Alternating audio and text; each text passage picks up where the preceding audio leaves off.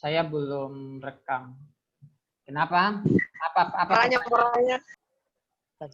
hargai temannya kalian bertanya.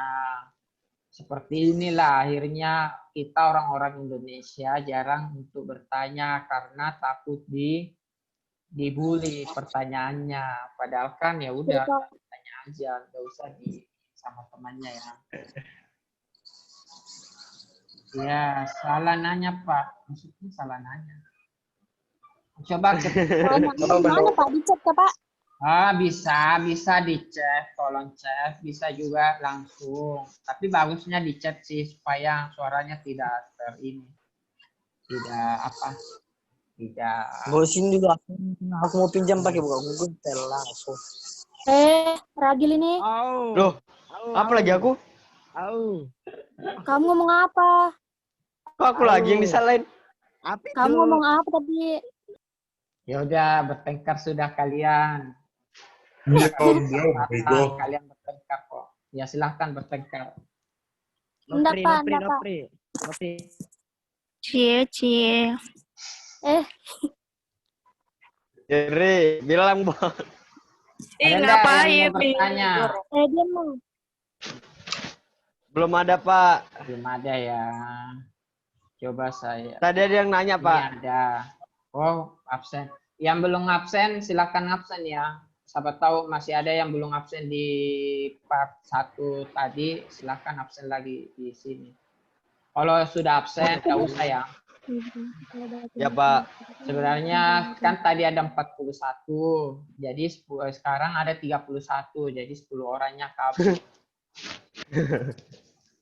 Nggak bisa masuk Pak, nggak bisa masuk. Oh, nggak bisa masuk ya, ya udahlah. Bapak jelasin secara ringkas lagi ya. Jadi kita masuk dulu di bantuan buku. Poin-poinnya aja ya. Nanti kalian karena tidak ada yang bertanya, jadi nanti kalian baca lagi materinya. Saya cuma penegasannya aja di sini. Nah, siapa? Ya Pak. Di sini batuan beku, di situ kan sudah dijelaskan lagi kan? Batuan beku itu batuan yang berasal dari pembekuan magma. Jadi ketika magma itu terbentuk di dalam perut bumi dan mempunyai waktu yang lama untuk mengalami proses pendinginan, mengalami penurunan suhu, ya kan, maka magma tersebut juga akan mengkristal dengan bentuk kristal yang ukurannya besar. Maka itulah yang disebut oleh batuan beku dalam. Jadi batuan beku dalam itu ciri-cirinya dia itu mineral penyusunnya itu ukurannya besar, bisa dibedakan secara kasat mata. Kenapa ukurannya besar?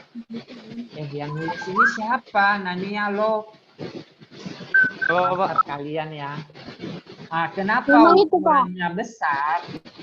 Kenapa ukuran mineralnya besar? Karena magma tersebut memiliki waktu yang relatif lama atau waktu yang relatif lambat, sehingga memungkinkan magma itu mengalami proses kristalisasi yang banyak. Seperti itu ya.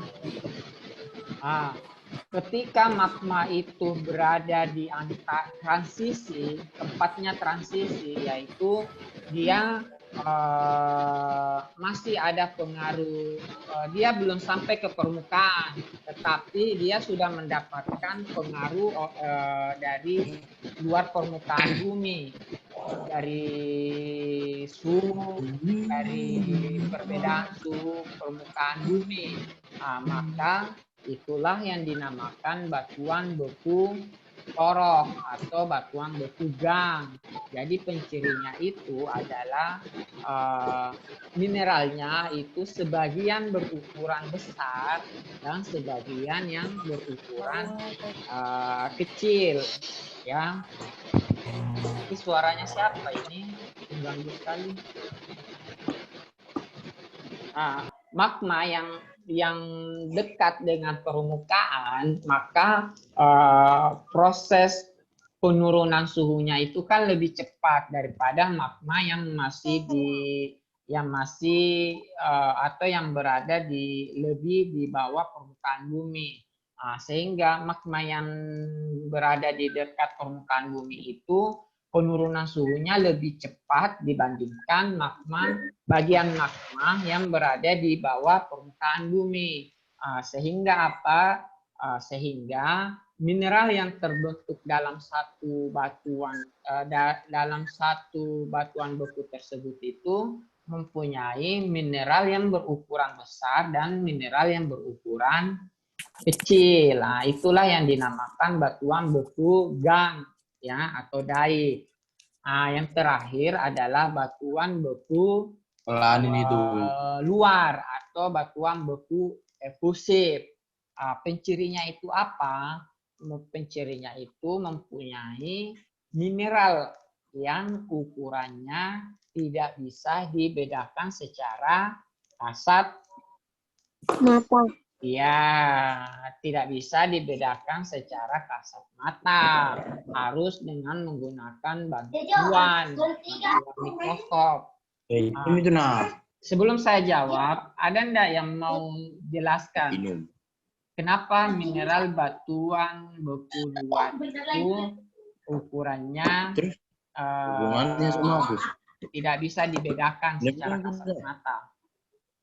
Apa Anda kedengaran ini ribut Pak tadi? Ribut. Ribut teh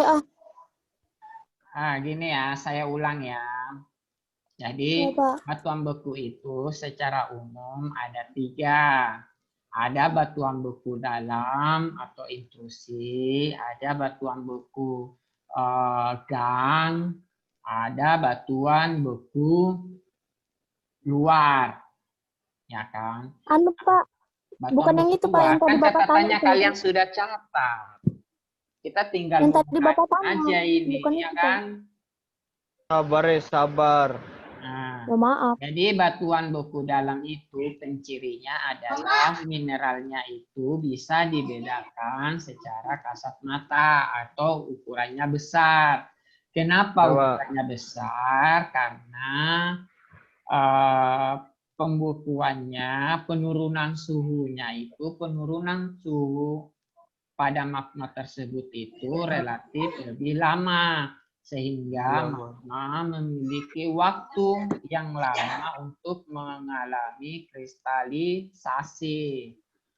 Kalau batuan beku daik atau gang, itu sebagian magma itu sudah mendapat pengaruh langsung dari luar, dan sebagiannya lagi masih berada di permukaan bumi, jadi tidak mendapat pengaruh dari luar. Sehingga apa? Sehingga mengakibatkan mineral yang terbentuk itu sebagian bisa dibedakan, sebagian tidak bisa dibedakan, atau ini kecil. Batuan beku luar itu terbentuk di luar permukaan bumi. Mineralnya tidak bisa dibedakan secara kasat mata. Jadi pertanyaannya, kenapa mineral batuan beku luar itu mineralnya tidak bisa dibedakan secara kasat mata?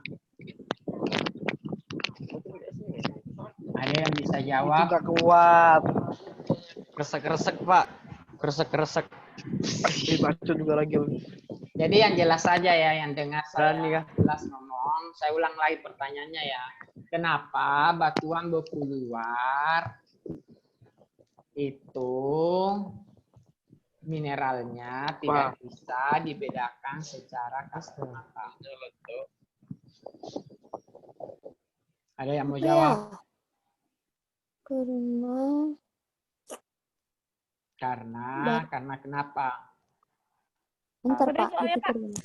Kalian pernah lihat ini enggak? Pernah lihat? Karena batuan mineral penyusunnya umum telah bergelut. Tahu Hawaii kan? Avanitik. Tahu Hawaii? Hawaii. Hawaii di Amerika itu yang sering muncul Iya, Pak. yang banyak muncul video-videonya. Iya, Pak. Ah, di situ kan sampai sekarang itu kan masih terus terjadi erupsi, ya kan? Dia ada magma yang keluar ke permukaan sehingga dinamakan lava, ya kan?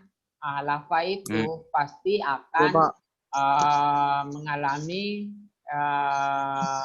pembekuan. Jadi dia berubah kan dari merah lama-lama berubah menjadi hitam, abu-abu kehitaman. Ya enggak?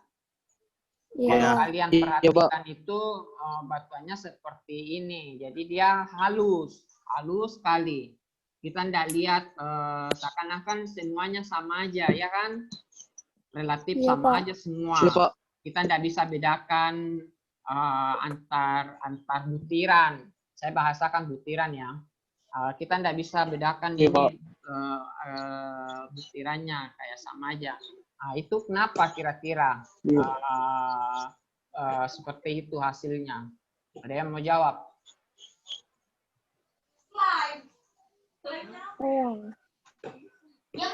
Padahal itu jawabannya masih nyambung di penjelasan di awal itu. Karena apa? Ada tadi yang menjawab. Kenapa? Soalnya tadi apa Pak? Kurang jelas tadi Pak saya dengar. Soalnya kenapa batuan berpuluhan itu bentuk mineralnya itu tidak bisa dibedakan secara kasat mata.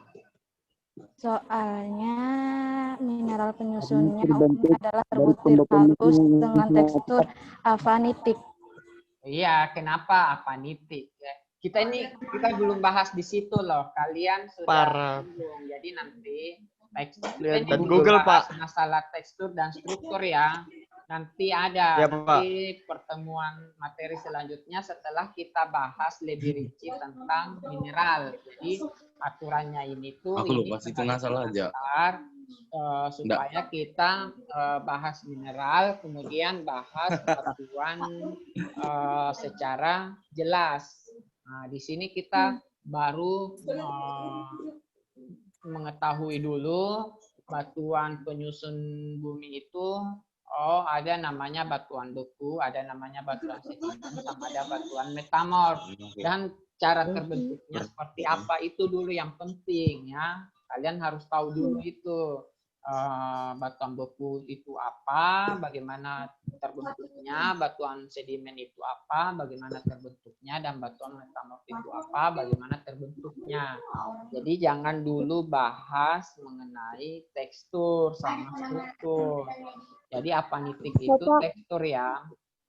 Nanti apanitik itu akan nyambung dengan jawabannya yang ini. Kamu jawab dulu ini, baru akan nyambung ke apanitik. Seperti itu ya. Jadi yang anu aja deh, yang dasar aja. Kenapa kristalnya, kita ganti kata mineral menjadi kristal aja ya, supaya kalian ini. Kenapa kristalnya halus? Batuan beku itu kenapa bentuk kristalnya halus?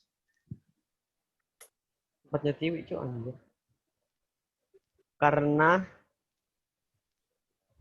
dalam prosesnya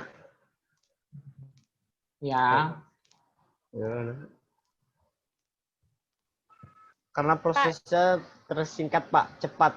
Oh ya. Proses apa yang sangat cepat? Proses pembekuannya, proses pembekuan. Proses pembekuan cepat. Oh ya. Siapa tadi yang jawab itu? Ragil Pak. Ragil ya. Jadi lumayan lah Ragil ya. 10 jadi Pak. Ragil. Jadi betul ya kata Ragil. Jadi saya balik lagi ya. Ketika kita berbicara batuan beku, itu kan kita tidak jauh dari magma. Magma yang mengalami pembekuan. Sebelum mengalami pembekuan, kan ada namanya proses kristalisasi. Jadi ketika waktu yang dibutuhkan untuk melakukan waktu yang dibutuhkan untuk menjadi waktu yang dibutuhkan untuk menjadi batuan beku itu lama, maka proses kristalisasinya juga akan lama. Sehingga apa? Sehingga menghasilkan ukuran kristal juga Yang besar. besar. Nah, kenapa ukuran kristal di batuan luar itu halus, kecil, tidak bisa dibedakan secara kasat mata? Karena waktu yang diperlukan untuk mengalami proses pembekuan itu sangat cepat. Sehingga proses kristalisasinya juga akan cepat. Kecil. Ya, Pak. Proses kristalisasinya juga itu akan cepat. Sehingga apa? Sehingga mengakibatkan bentuk mineralnya juga kecil atau halus atau tidak bisa dibedakan secara kasat mata. Itu ya, kalian harus paham itu. Siapa? Ya. Sini, ini kita skip aja ini penjelasannya magma ya. Pak, tadi saya nanya belum dijawab.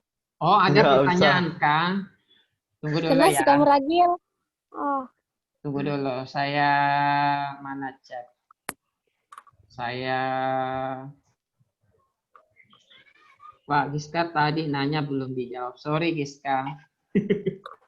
Ya enggak apa-apa. Jadi perlu kalian ingatkan mana pertanyaannya. Oh ya. Mohon izin bertanya Pak. Kalau batuan metamorf itu kan tadi bisa menjadi batuan sedimen tapi harus melalui proses sedimentasi dulu Pak. Ya betul. Nah, itu Pak, adakah kemungkinan di proses itu mengalami permasalahan akibat kondisi alam? Justru itu karena permasalahan itu akibat kondisi alam dia mengalami proses sedimen. Kalau dia tidak mengalami mengalami permasalahan, maka dia akan terus menjadi batuan sedimen. metamorf. Oh, salah.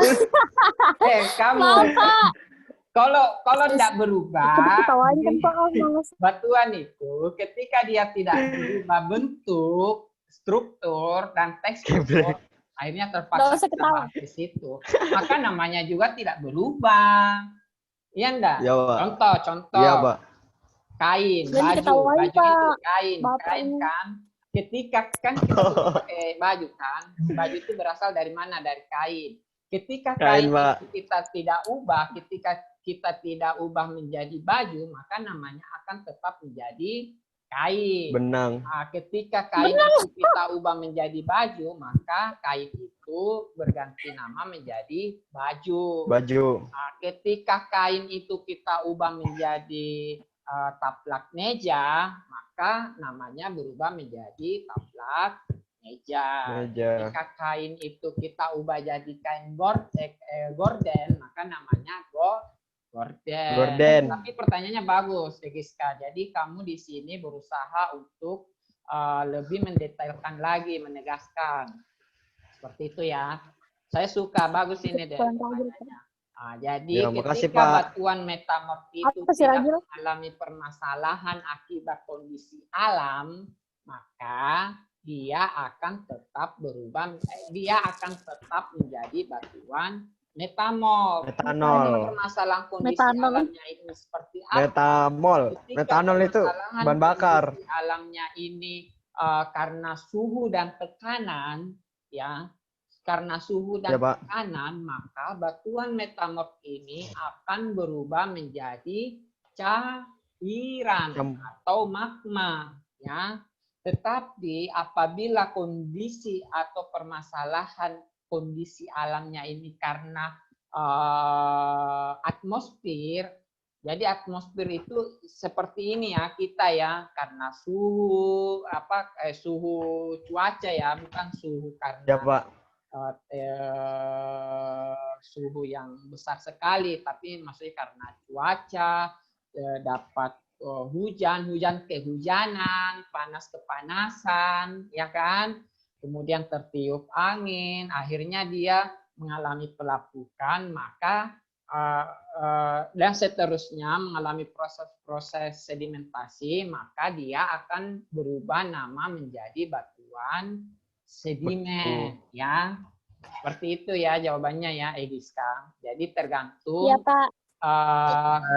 kondisi alam yang seperti apa. Kalau Metamol. alamnya yang dari atmosfer, dari luar permukaan bumi, maka dia akan berubah menjadi batuan sedimen. Kalau kondisi alamnya karena di bawah permukaan, sehingga dia mendapatkan lebih banyak tekanan dan suhu, maka dia akan berubah menjadi Bukan batu metan. Magma. seperti itu ya.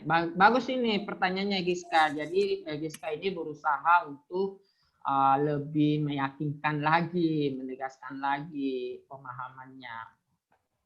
Awas. Pak, batu-batu di jalan itu dari mana asalnya? Bagus ya. Jadi Saya nggak tahu, kebanyakan makanya saya batu-batu kalau di Kalimantan ya, kalau di Kalimantan itu batu-batu itu yang di pinggir jalan kebanyakan Kerikil. sedimen ya. Jadi batu pasir, batu lempung itu namanya batuan sedimen ya. Iya, Pak. Ya, metamor bukan metanol ya. Betul. Metanol itu Metanol. apa? Ada yang tahu metanol? Itu di kimia ya. Ya, Bahan Pak. bakar, Ada Pak. lagi Bahan bakar pertanyaan metanol. untuk Egiska aja Pak, kayaknya. gas. Oke, bagus pertanyaannya ya, Egiska. Aku nanya lagi, Pak. Saya nanya lagi. Ya, ini aja di kolom chat. Saya terus ini. Aku kepo. Ya, kalau ya saya tuh lebih senang kalau kalian banyak bertanya. Artinya kita ada interaksi. Kalau batu aki itu, Pak, batu apa, Pak? Iya, itu pertanyaanku. Oh, iya kah? Jadi Itu batuan batu apa, Pak? aki itu awalnya itu adalah batuan beku. Nah, jadi batuan beku itu mengalami suatu proses, ya kan? Jadi dia sudah membeku, sebenarnya ada lagi pembahasan di selanjutnya sih di bahan galian, di kelas 11, tapi secara singkatnya di sini ya. Jadi yang batuan aki itu bisa berasal dari batuan beku dan batuan metamorf, tergantung batu akinya seperti apa. Sebenarnya di geologi itu, ingat ya, di geologi itu tidak ada namanya batu aki, tidak ada ya. Oh, maaf, Batu Pak. aki itu hanya pemberian nama oleh masyarakat yang dia jadikan sebagai batu mulia, batu perhiasan. Jadi kita itu kalau di geologi itu yang ada namanya batu mulia ya, yang kita jadikan perhiasan. Jadi asalnya itu bisa berasal dari dari batuan beku sama batuan metamorf. Jadi batuan beku dan batuan metamorf ini itu mengalami lagi suatu proses. Jadi dia kan batuan beku ini, anggaplah batuan beku aja ya.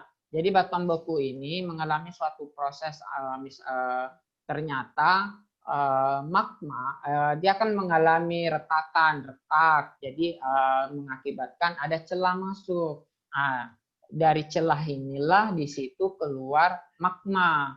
Jadi magma yang ada di celah itu dia mengalami proses yang sangat lambat sehingga dia membentuk suatu mineral baru. Karena dia sudah bercampur oleh batuan beku itu sendiri dan magma itu juga, maka dia kayak ceritanya dimixkan, bercampur sehingga dia memberikan suatu hasil yang baru. suatu produk magma yang baru yang kadang kita jadikan sebagai batu aki. Kalaupun dia tidak sampai menjadi mineral baru, biasanya itu mengakibatkan ada urat-urat, ya kan? Nah, Iya, Pak. iya enggak? Tapi Batu aki kan biasa iya, juga Pak. ada urat-urat yang putih-putih itu kan. Nah, itu yang Iya. biasa kita ada namanya alterasi. Nanti pada saat kalian kuliah itu lebih luas lagi penjelasan. Dalam. Yang intinya itu batu aki itu enggak ada ya di geologi. Di geologi itu ada namanya batu mulia. Kalaupun pertanyaannya batu aki itu berasal dari batu apa, secara umum itu bisa berasal dari batuan beku, bisa berasal dari batuan metamorf. Terus sedimen, Pak, mungkin enggak? Nah, batuan sedimen itu kalau mau dijadikan batu aki, dia tidak memiliki keindahan, sisi keindahan, ya. Karena dia ini tidak ada mineral, maksudnya mineral kan namanya juga batuan sedimen kan berasal dari pelapukan. Jadi mineral-mineralnya itu relatif jadi hancur. Seperti itu ya. Ya, Pak. Pak, kalau batu yang warna-warna merah itu, Pak, itu dari mana, Pak? Ya itu tadi saya bilang itu batuan beku yang kemudian kita tinggal 10 menit lagi. Jadi Ya, Pak, lanjut, Pak. intinya seperti ini. Yang merah-merah itu adalah merah-merah yang kayak seperti kristal ya.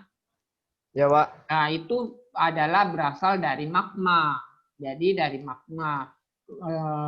Cuman begini, magma itu sudah bercampur dengan batuan beku yang dia lewatin. Sehingga apa? Sehingga memberikan karakteristik tersendiri, bisa menghasilkan mineral baru. Kan kalau di kimia kan ada namanya A tambah B menghasilkan C kan? Seperti itu deh. Jadi ketika magma melewati batuan beku yang terbentuk sebelumnya, maka dia akan menghasilkan mineral baru, kristal baru.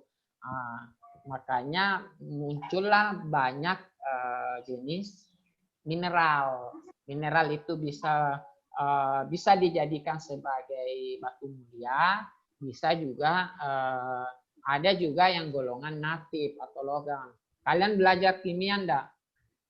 Belajar, Pak. Belajar kimia kan. Nah, unsur-unsur kimia Ya, itu kan belajar, ada Pak. yang sifatnya Belajar, Pak. logam, ada yang Ya. sifatnya bisa dijadikan perhiasan batu mulia gitu. Ada yang sifatnya cair dan macam-macam. Kan banyak unsur di situ kan? Ya enggak?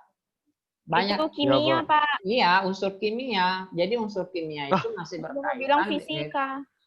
Rusak memang unsur gitu. kimia itu semua yang ada di unsur kimia itu itulah yang berasal juga ada di unsur magma ya.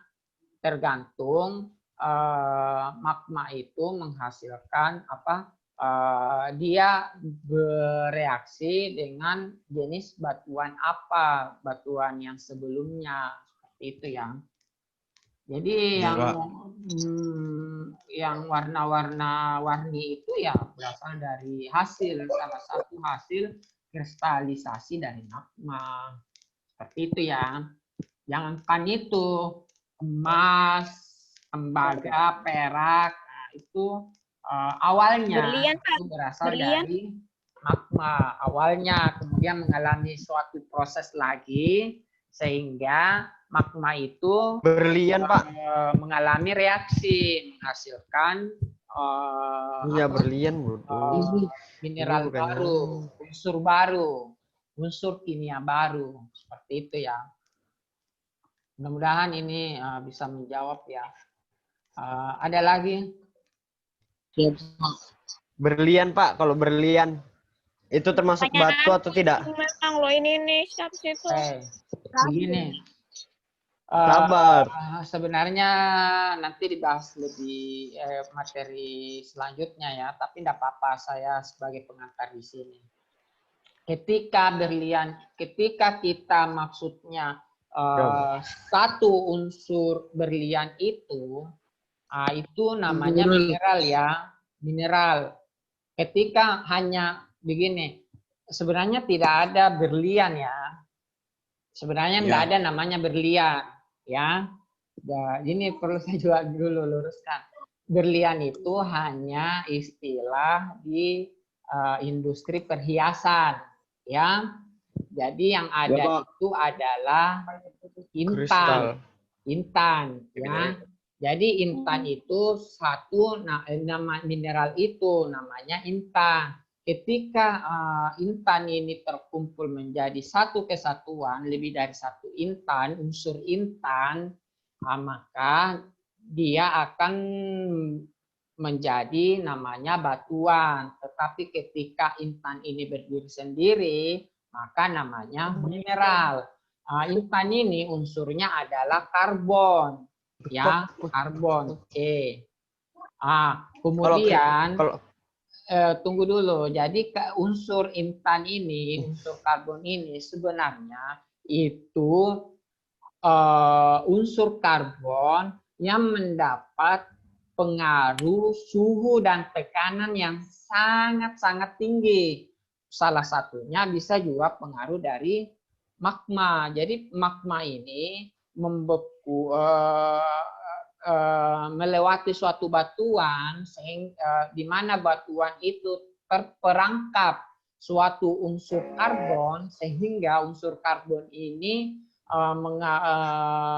berevolusi atau bermetamorf, mengubah diri menjadi unsur intan C, seperti itu ya. Jadi secara tidak langsung bukan dari magma, tetapi magma unsur panas dan tekanan itu yang mempengaruhi, yang berperan penting sehingga terciptalah suatu intan atau kalau bahasa industri perhiasannya berlian ya. Kalau kalian bilang, kalau pertanyaannya berlian itu termasuk jenis batuan, itu bukan ya. Berlian bukan jenis batuan. Kalau kristal, Pak? Ya, jadi intan itu suatu bentuk mineral ya. Mineral, bukan batuan, tapi mineral. Itu pun di mineral itu tidak ada namanya berlian. Yang ada adalah intan. Ya, oke. Intan. Ya, supaya kalian paham bahwa supaya kalian bisa bedakan intan sama berlian, ya. Jadi kalau berlian itu hanya bahasa industri perhiasan. Yang kalau bahasa geologi pertambangan yang ada adalah intan. Itu berupa mineral. Biasanya berasal di batuan beku, tapi itu bukan langsung tercipta maksudnya mineral intan itu bukan langsung yang mineral di bawah dari magma, bukan, tetapi ada unsur karbon, unsur C yang terperangkap atau yang berasal dari batuan sebelumnya, itulah kemudian mendapat suatu suhu dan tekanan sehingga itulah yang biasanya berubah menjadi mineral intan. Jadi mineral nanti kita bahas materi selanjutnya. Jadi mineral itu ada namanya mineral primer, ada namanya lagi mineral yang terbentuk karena suatu penggabungan. Seperti itu ya. Oh ya, Pak. Kalau mineral Siap, primer itu berarti mineral yang tercipta dari magmanya. Nah, itu kita namakan DRS. Nantilah kalian pelajari lagi di materi selanjutnya setelah ini. Kita pelan aja. Ini waktunya tinggal 2 menit ya. Sebenarnya masih Nanti banyak. masuk lagi kak Pak. Nggak usah ya, tapi harapannya Bapak